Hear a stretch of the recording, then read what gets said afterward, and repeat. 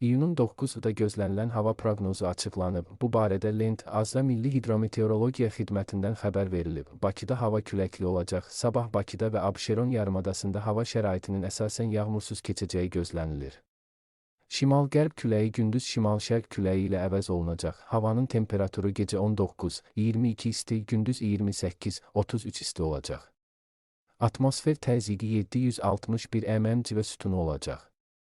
Nisbi rütubət gecə 60-70, gündüz 40-45 olacaq. Dağlıq və dağətəyi rayonlarda arabir yağış yağacaq. İyunun 9-da Azərbaycanın əksər rayonlarında havanın əsasən yağmursuz keçəcəyi.